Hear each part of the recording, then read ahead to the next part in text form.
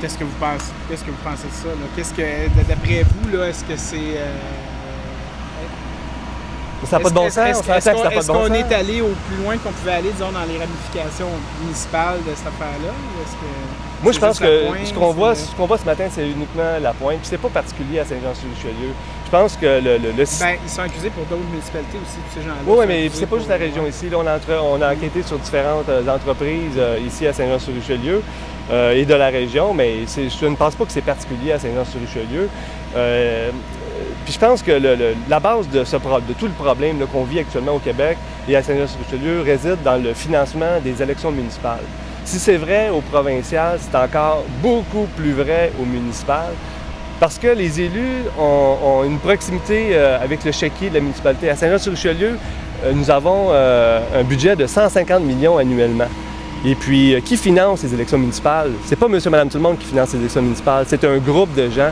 C'est toutes des contributions légales, là. C'est des entrepreneurs, des promoteurs, des professionnels, des ingénieurs, des avocats, etc., etc.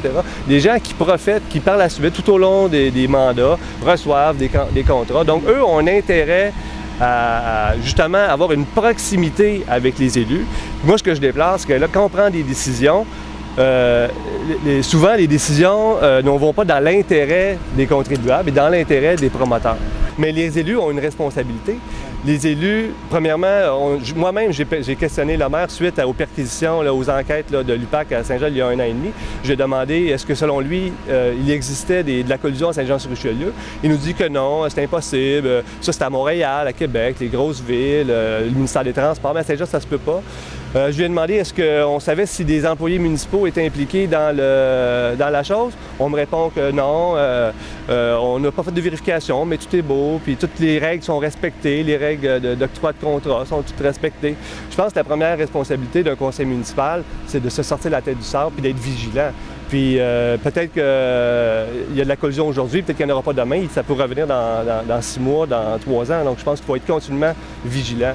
Juste le fait d'aller chercher des documents d'appel d'offres, les intervenants n'étaient pas revenus au bureau, qu'ils avaient déjà reçu des appels pour leur dire qu'est-ce que tu fais là, puis pourquoi tu soumissionnes. Donc ça veut dire qu'il y a des employés dans la municipalité qui sont impliqués puis qui donnent des coups de fil pour divulguer de l'information.